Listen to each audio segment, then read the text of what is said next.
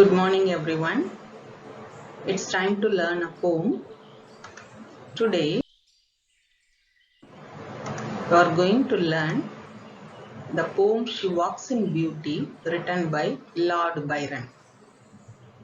On listening to this title, what comes to your mind? A beautiful woman or a woman walking beautifully? The title makes us guess that the poem is a celebration of beauty of a particular woman. There is an air of mystery around these words. Who is that woman? Why the narrator Lord Byron uses these words? Let us see now. The subtopics that we are going to deal with is given in this slide. First, we are going to see a brief sketch of the writer, then his famous select works. Next, the setting, that is the reason for writing this poem, the summary, the meaning of the poem, and finally, the analysis of this poem. Before moving on to the poem, let us have a brief sketch of the biography of the writer. George Gordon Byron was a famous romantic writer. He was born on 22nd January 1788 in London, England, and died on 19 April 1824 in Missolonghi, Greece. He was the sixth Baron Byron. He inherited the title of his great uncle William Baron in 1798 and was officially recognized as Lord Byron from that day onwards. He was one of the famous British poets and an influential writer of the early 1800s. He had great concern for liberty, which was associated with the Romantic poets.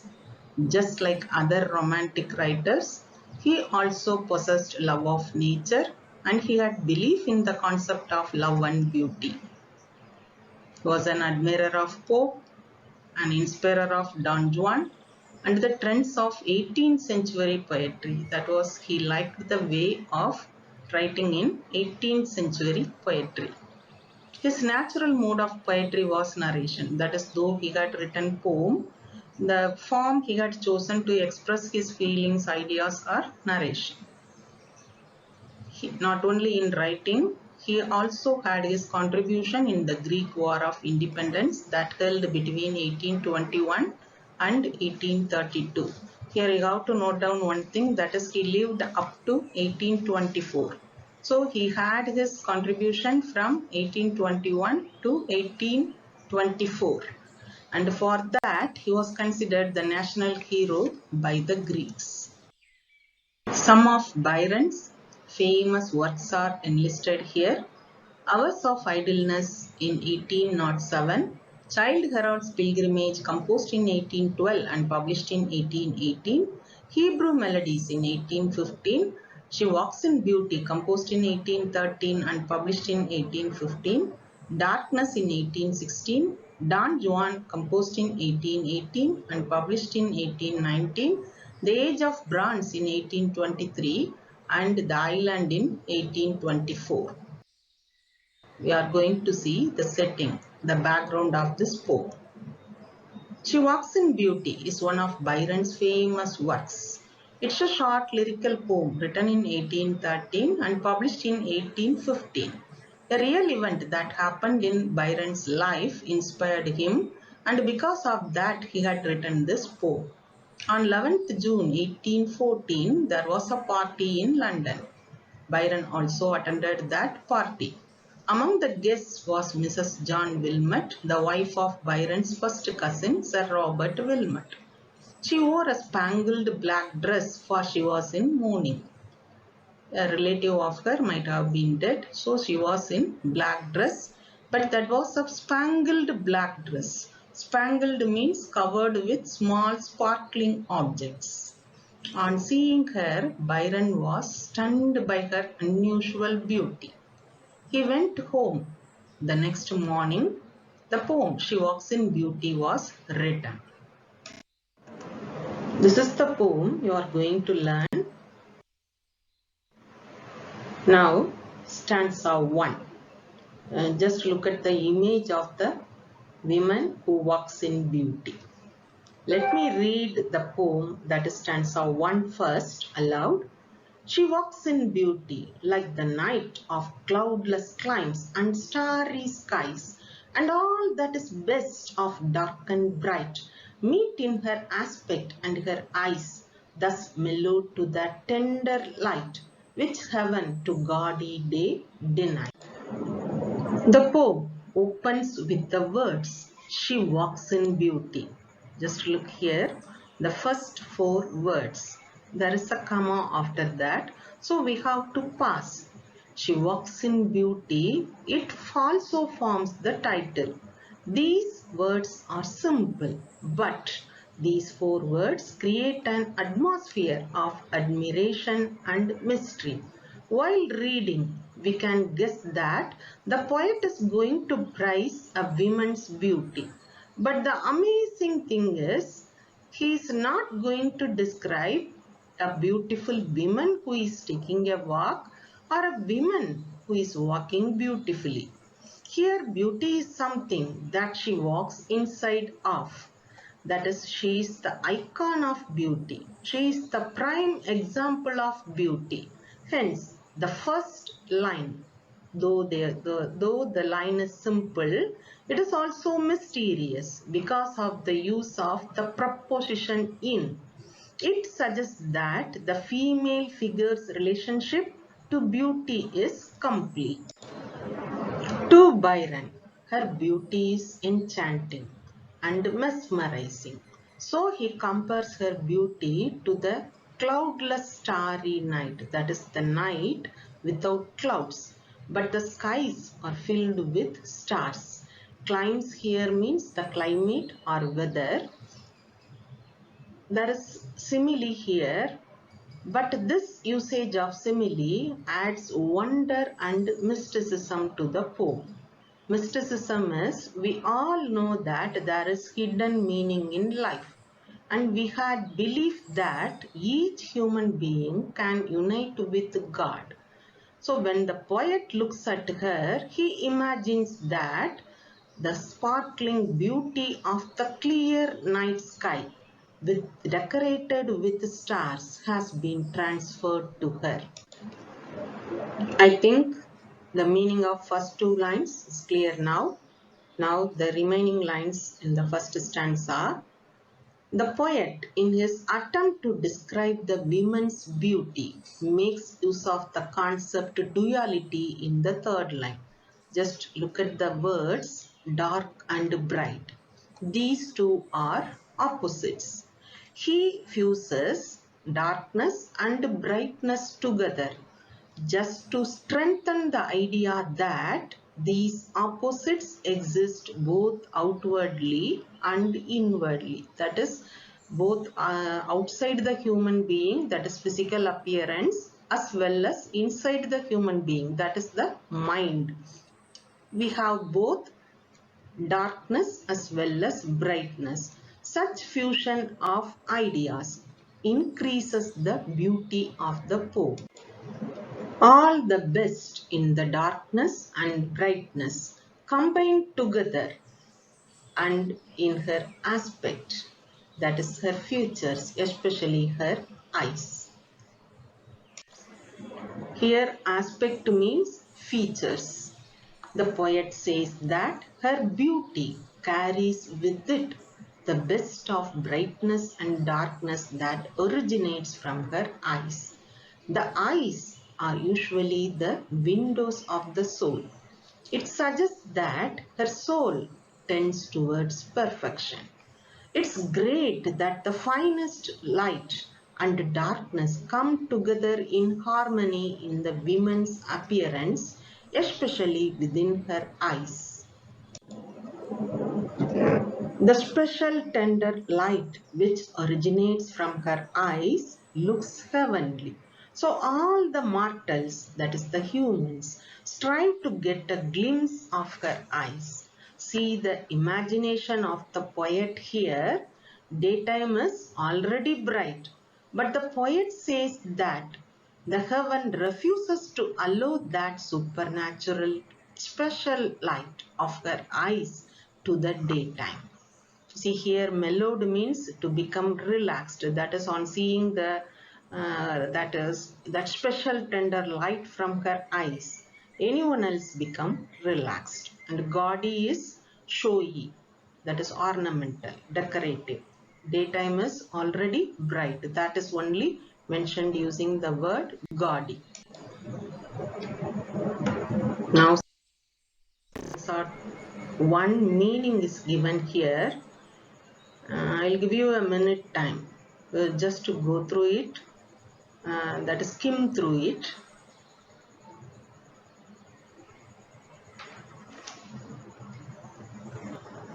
I believe you can easily understand because already the first stanza is taught to you.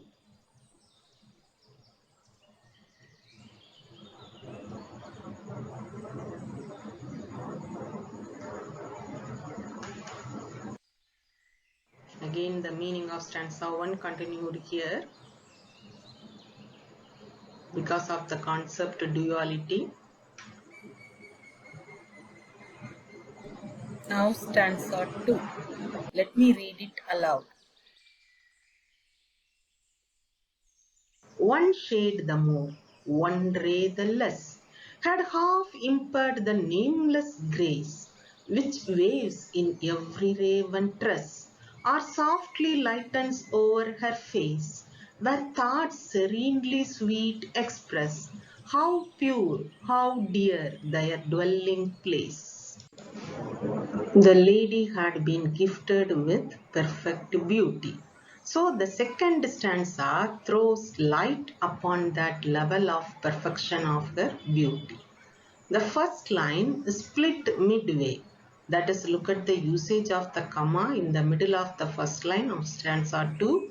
One shade the more.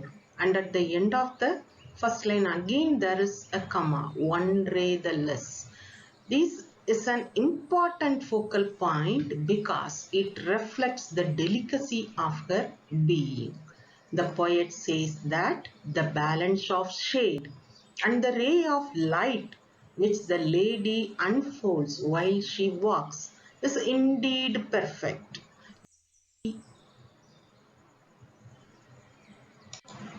Just a touch of shade or even a ray of light would have diminished the woman's beauty. He defined her grace as nameless. You look at the usage of the adjective nameless here because the poet cannot find any other adjective that explain the splendor, that is her magnificent and splendid appearance. The woman showers while she walks. You see, wherever she walks, that place itself is filled with that magnificent beauty of that lady. In the third line, the poet moves on to a very interesting, minute detail of her face. You see, the waves in every raven tress.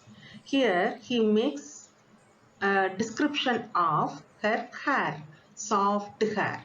You see, every strand of her hair which falls on her face whenever there is wind, they look as charming as the leaves of raven tress. You see here, raven tress means black locks of her hair. The poet makes use of metaphor here. He says that the lady has a tranquil, calm face, which shows her sweet thoughts, the outcome of her precious, pure mind. You see, her thoughts are precious, innocent, it's pure. So it is expressed through her calm, tranquil face. He sees her external beauty as an expression of thoughts that dwell in a place, that is, her mind might be the dwelling place of her innocent, pure thoughts, and that is expressed through her beautiful face also. You see here, in the third and fourth line, the poet makes use of a metaphor. He compares her soft hair to raven tress, that is the black locks of her hair, whenever there is wind, they just moves and fall softly on her face. It just increases the charm of her beauty. And last two lines, he just gives expression to her innocent, pure thoughts, which is reflected in her beautiful face. Again, the meaning of stanza 2 is given here. Just to go through it, skim it quickly. Surely you can understand.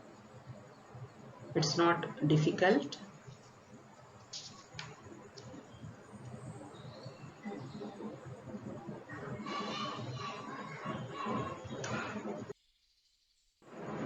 Now stanza 3.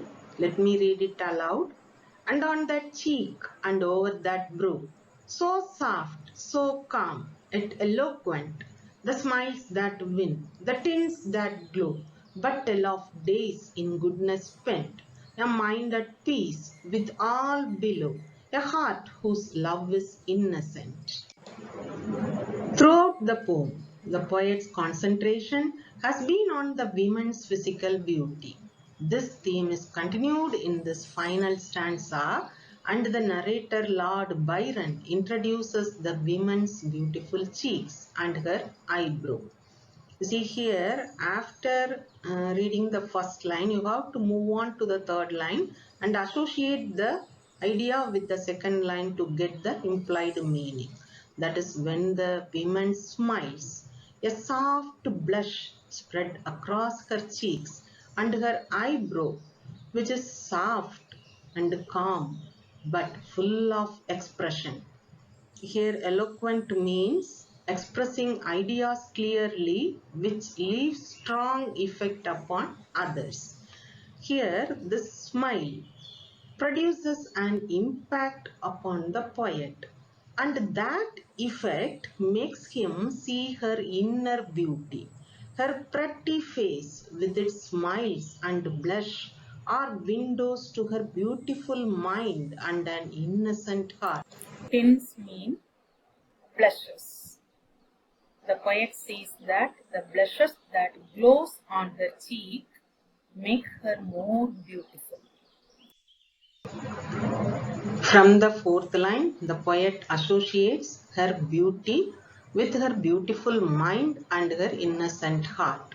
So this focus of the poet on the positive physical attributes leads to the conclusion that she is also faultless morally. Her love is innocent, her thoughts are pure, and so her mind is also at peace. She spends her time always doing good deeds. So all her positive traits and behavior are reflected in her beautiful face. In brief, she is content, that is satisfied with her earthly existence. She is faultless. She is unblemished by life, that is not damaged by life's harsh facts, and she is pure by love. Here the meaning of stanza 3 is given. Just to go through it.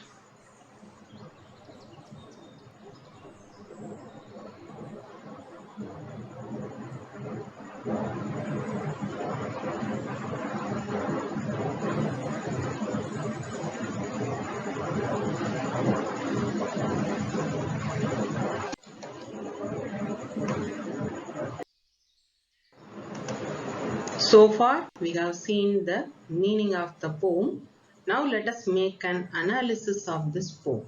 Here we are going to learn the theme of the poem, the structure of the poem, and the literary devices used in this poem.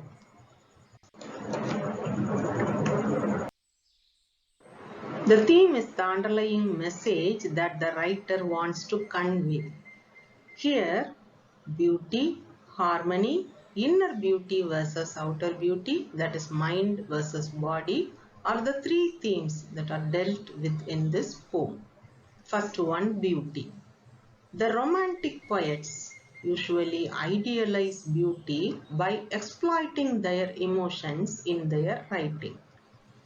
Being a romantic poet, the poet begins the poem by establishing a sense of his wonder at the woman's majestic beauty.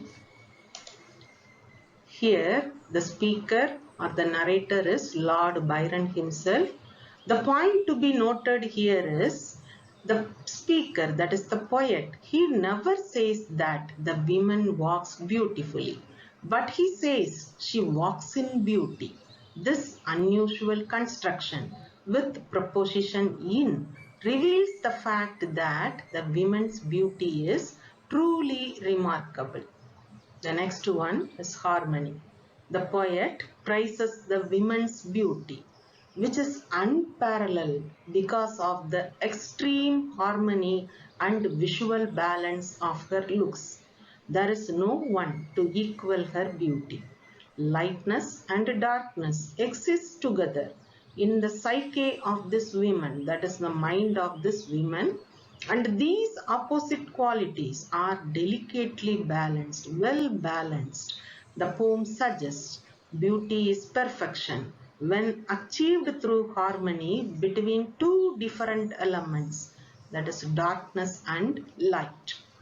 The third one, inner beauty versus outer beauty. The whole poem primarily focuses on physical beauty.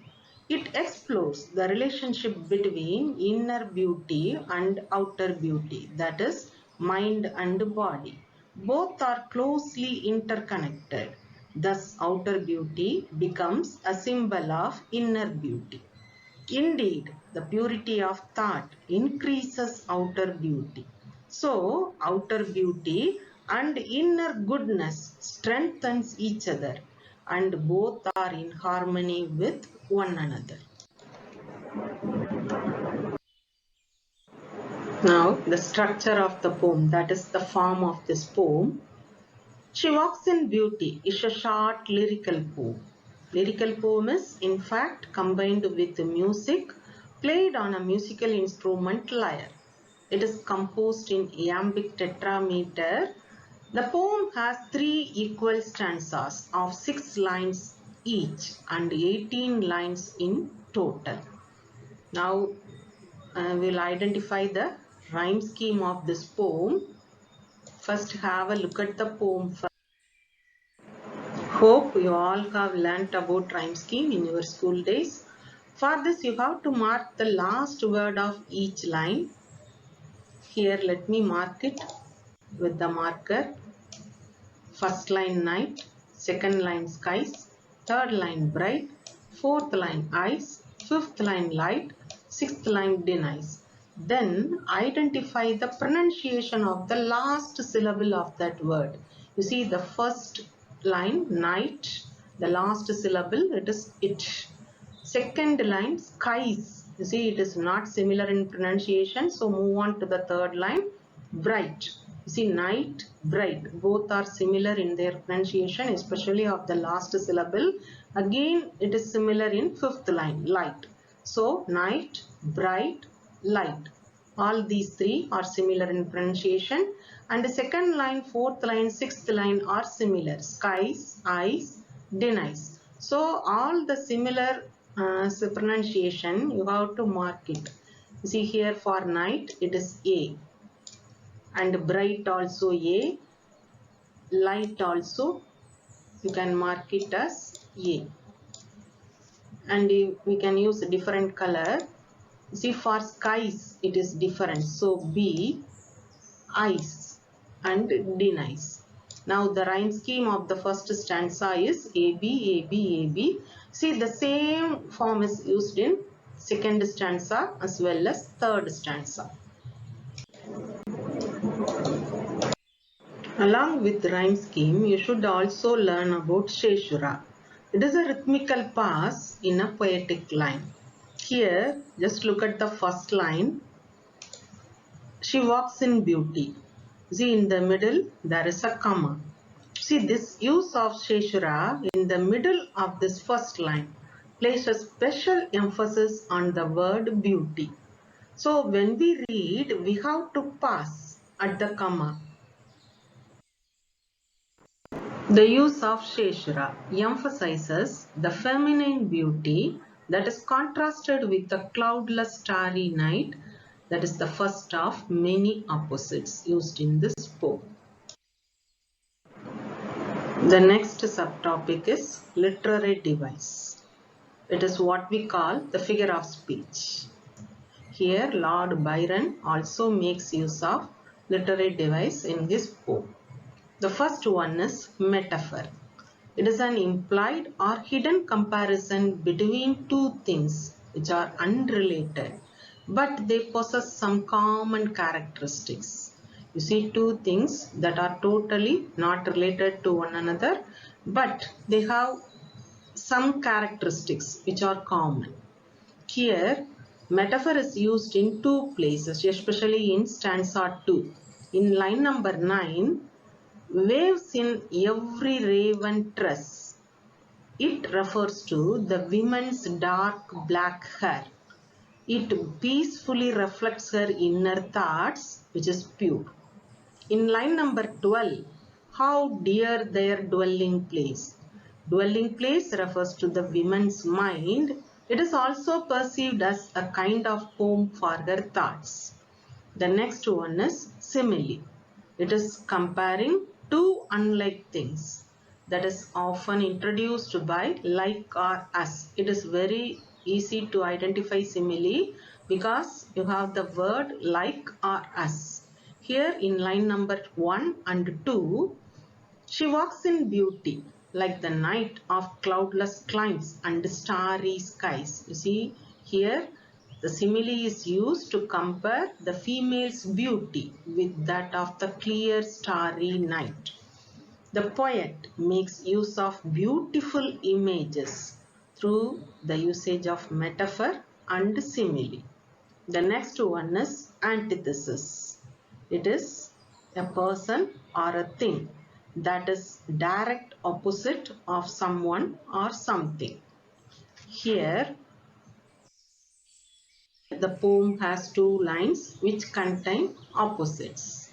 For example, line number 2. And all that is best of dark and light. Here, dark and light are contrasting words. And in line number 7, one shade the more, one ray the less, more, less. Again, words of contrast. This combination of opposites in a single line allows a balance and a harmony. Along with antithesis, you should also learn about the literary term dialectic. It is a literary device often associated with the philosophical device. Here, the poem has philosophical meaning also. The physical beauty of the women is associated with the inner beauty of her thoughts. It involves the discussion of the concept as well as its opposite and a possible solution. The speaker, that is the poet Lord Byron, describes his ideal women using this concept: first, dark and light. It is a delicate balance and at the same time a perfect balance of opposites. The next, his final focus is on the goodness and the innocence of that beautiful woman. Here, instead of darkness and light, the balance is mind and body. The next figure of speech is personification. It is attributing human characteristics to non-human. In line number 6, which heaven to gaudy day denies. Heaven is personified in this line. Actually, the sky, that is heaven, can't really deny anything to anyone. But the poet imagines that heaven is denying the gaudy, that is showy day. In line number 11, where thoughts serenely sweet express, the women's thoughts are personified here. The poet says that the woman's face expresses her beautiful innocent thoughts. The next figure of speech is assonance. When words with vowels that sound alike When it creates effect on musicality, then it is assonance. Line 1, like the night. Just look at the usage of the vowel sound I in like and night. In line number 2, climbs, skies. Again, the use of vowel sound I, climbs, skies. The next figure of speech is alliteration. It makes the poem ornamental and decorative. When words begin with consonants and when it is applied close together in a line, adds texture and musicality. For example, in line 2, of cloudless climes and starry skies. You see here, cloudless, C, climbs, C, the ik sound, it is consonant sound, and again starry skies is sound. Line number 6, day denies, that it sound.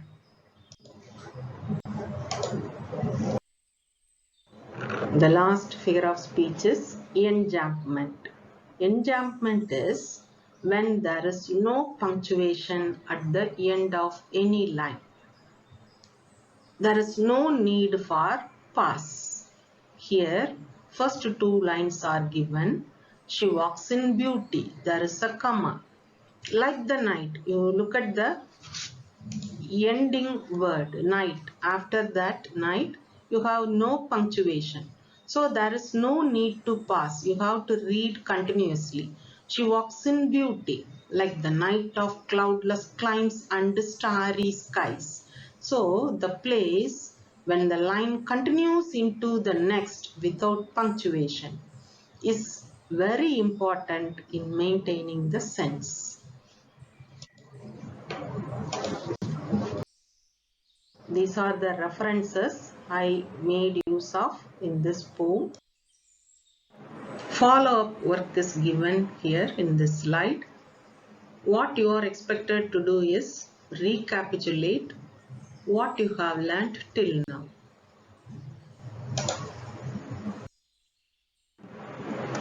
Hope you have learnt this poem. Thank you for watching this video.